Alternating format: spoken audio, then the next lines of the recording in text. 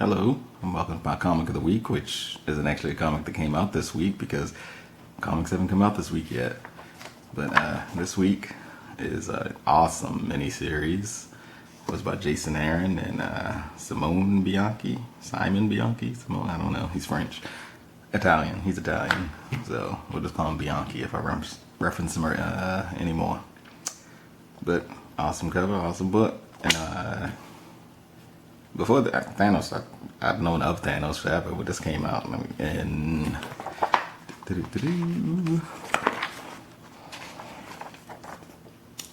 this came out in 2013, so I'd known of Thanos by this point, but I didn't know his backstory, and I honestly don't know if this is a retcon or if it just hadn't been done before this. But I don't know. I can't imagine this is his original origin if there was one before. But I like this one, and oh my god, it's an awesome book. It's a beautiful book. It's an awesome miniseries. But the pointless waste of space. But I think the first issue might have had a couple extra pages, and it starts. Oh yeah, it starts at the end. One of my least favorite tropes in fiction storytelling. You always begin at the beginning. I don't start at the end and then flashback. I don't care that much. But this is him coming back to Titan, the moon of Saturn, I think, and where his home planet, but he's destroyed it, of course. And oh my God, look at this art. And well, I'll come back to the art in a bit. But yeah, he goes and there's his mother's tombstone, whom later in the story, like issue 2 or 3, he kills her just out of curiosity. He's basically, and yeah, this book makes Thanos into basically a serial killer, which is weird. That's why, back when I first read it, I just thought it was amazing and loved it. Now when I read it, I think it's an awesome story, just a peculiar story for Thanos. I'm not sure if I like this as his origin or backstory.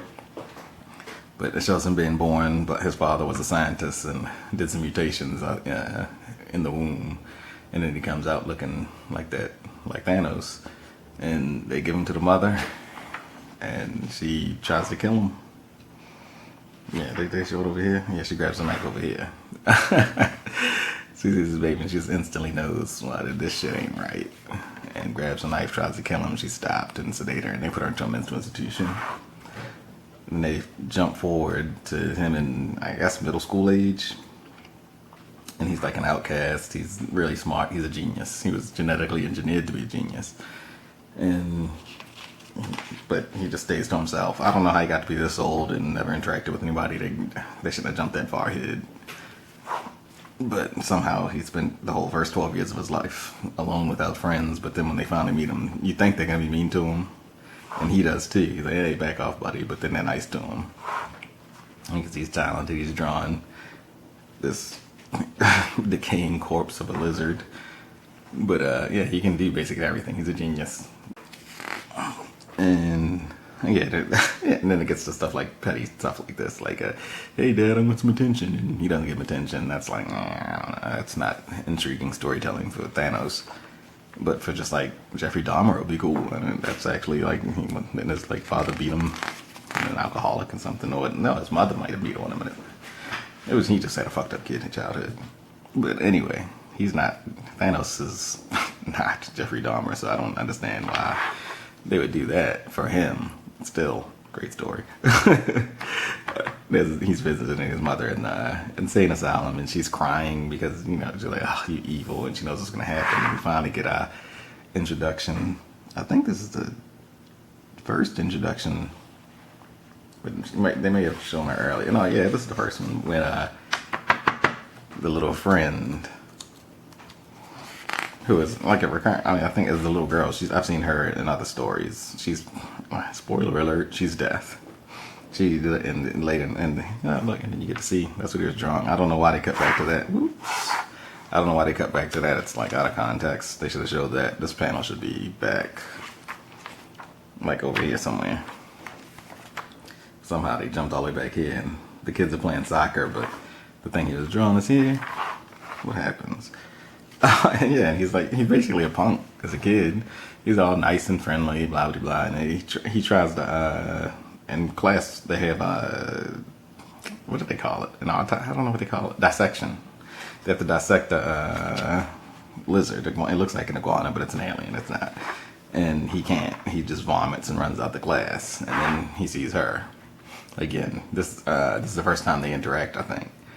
And she encourages him to go into some cave. And he goes.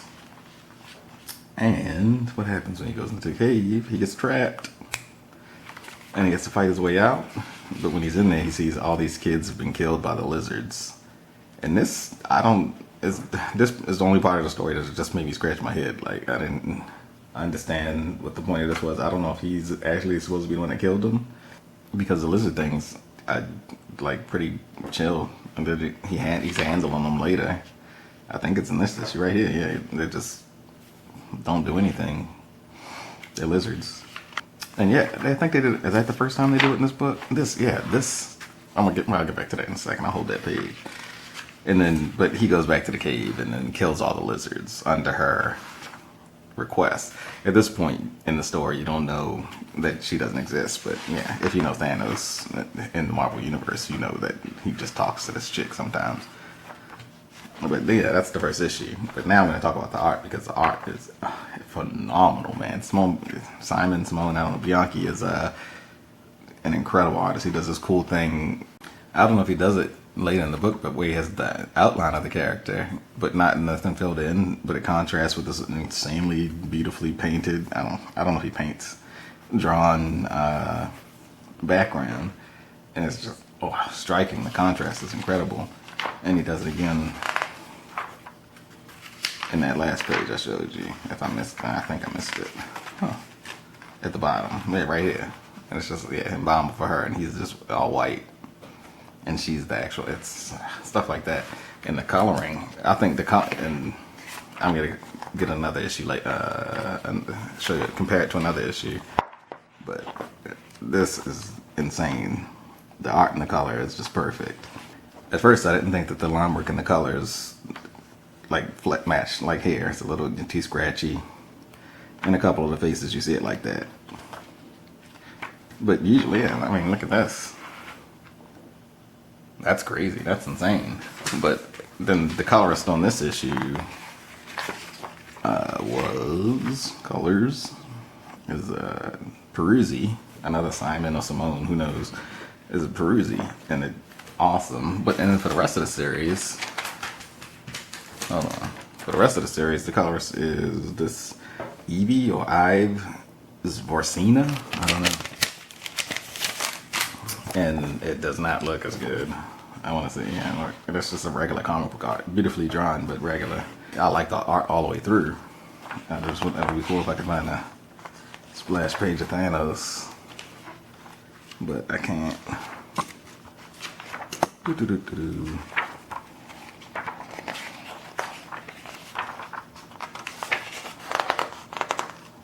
I'll just compare these two. But yeah, you just get the contrast. Where this it just looks like a painting. This might just be a page. I don't know. Yeah, that's incredible. And while this is an awesome page, awesome splash page, this one's way better. But yeah, I don't know. I don't know if the reason they didn't get the same colorist for the rest of the series, it was like a time thing or a cost thing, or I don't know. They should have though. But this was my comic of the week. This now I'm gonna go through the ads. There's a Dr. Pepper ad. I don't know what.